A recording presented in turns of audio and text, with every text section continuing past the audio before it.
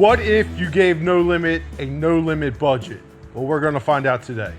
Hi guys, this is Ryan from No Limit, and today we have a 2022 F-350. We already did some form modifications there, wheels, tires, spacer level kit, but the customer always had in his mind that he wanted to go all out. So we went all out for him. So when you give us a all out budget, what does that mean? You get Carli everything. Oh, beautiful. That being the radius arms, the E-Venture shocks, the torsion sway bar, the radius arm drops, both steering stabilizers, full leaf packs in the rear. We went Carli airbags, which is something we haven't shown you guys yet before, so we're excited to show you that. Banks rear diff cover, SB intake. We have some custom power tank air compressor setups that Kevin's going to show you guys. We're excited. It's time to get to work. Let's go.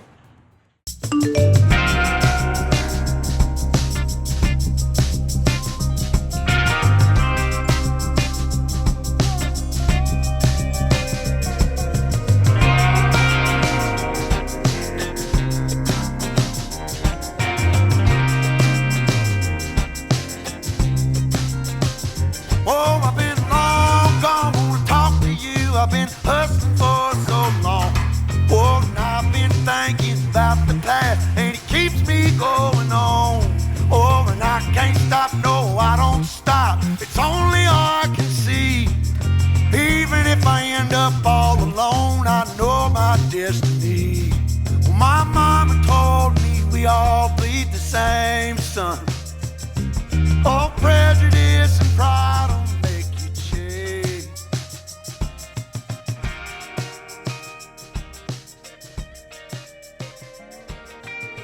So most of these components are going to be, that we're replacing are going to be located in the front. The rear is going to be only a couple of components, but let's go over those. The biggest component is going to be the leaf spring.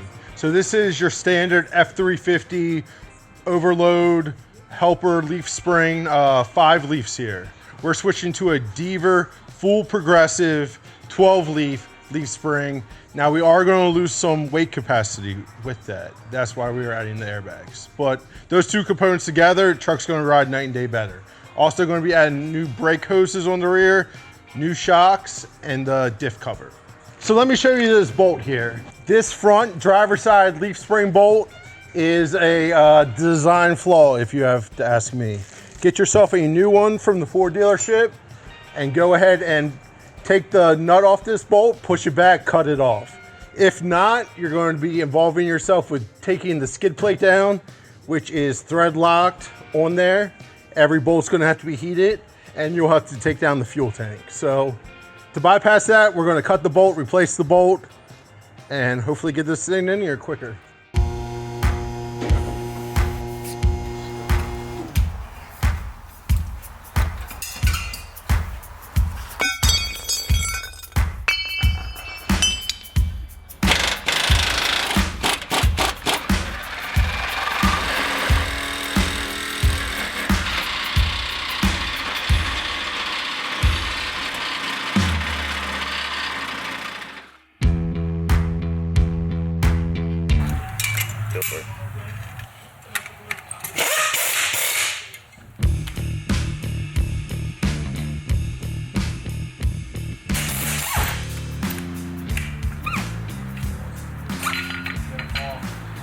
We ran into our first snag here. Don't know if this is by design or if we're missing a part, but I just want to go over it real quick, just in case you run into the same issue.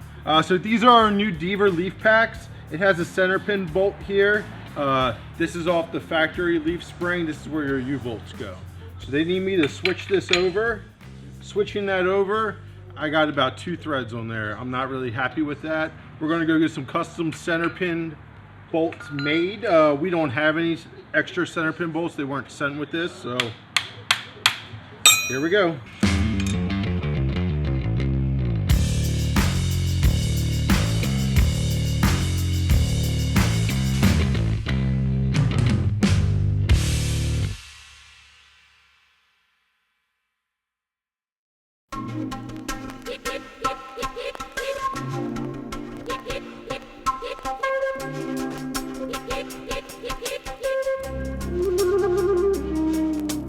Day 2 here, guys. Last night I did a couple more steps, and that was I got my leaf packs installed, I got my shocks in, brake hoses installed. I started also organizing how I was going to do these airbags. I am learning as I'm going on these. This is my first install on them. So I did get that driver's side done. It was difficult, but this passenger side should be pretty simple, straightforward. So let me show you.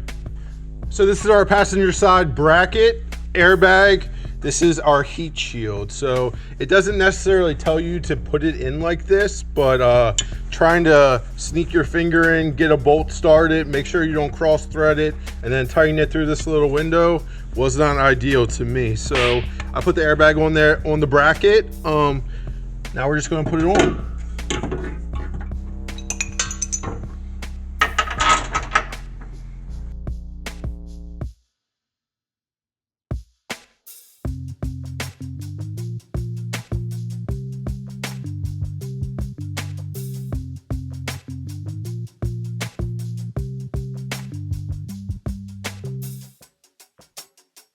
Now that the top mount and airbag are installed, I'm going to get the lower perch installed.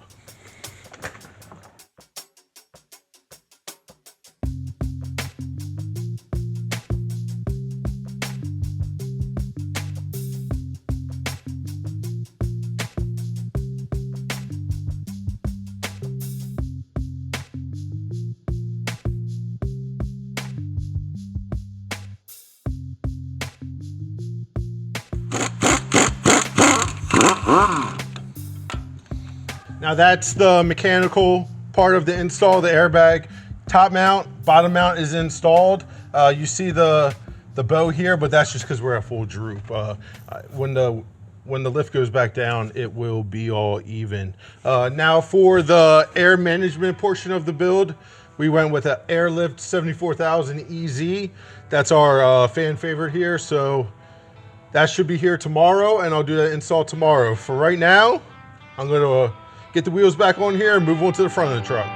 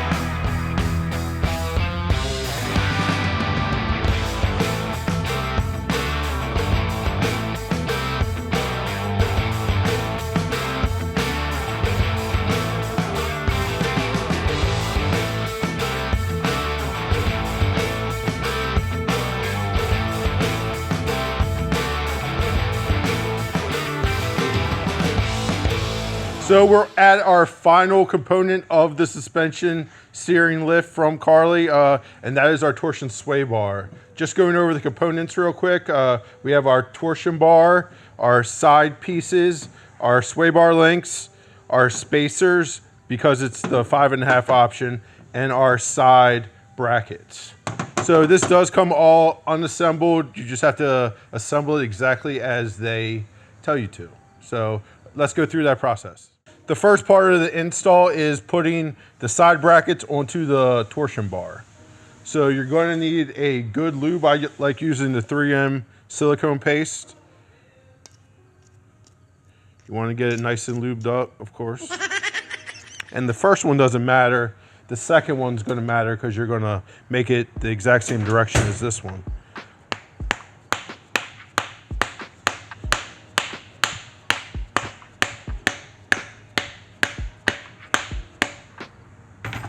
So they have a specific measurement that they want us to have the spline sticking out. That measurement is 1.25 inches. So to do that, I'm gonna grab a socket and hit down on it.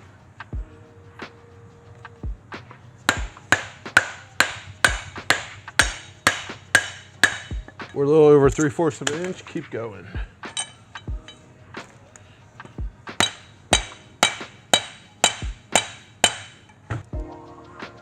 Perfect. Okay, so I have the curve going up. I'm gonna make sure I have the curve going up on that side too.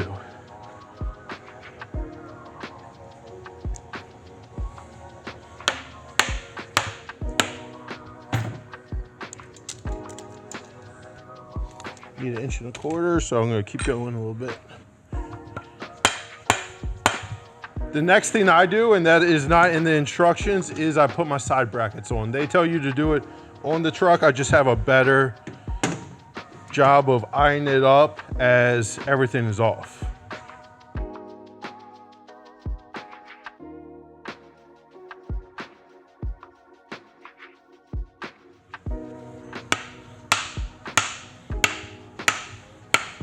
So sway bar is now assembled. Like I said, I like to do that outside the truck just so I can make sure everything's even, everything is lined up.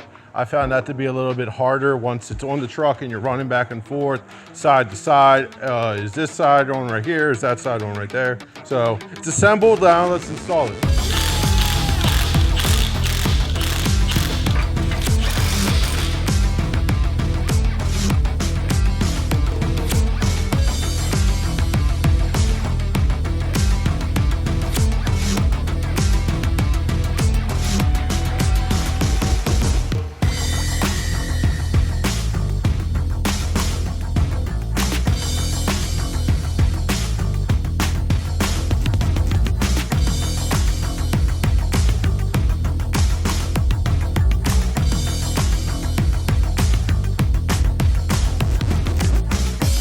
All right, now that we've finished up this job, let's show you everything that we've done as far as accessories. First off, up front, you'll notice that we've installed some lights. Everything that we've installed on this vehicle is made by Baja Designs. The biggest ones are their XL linkables.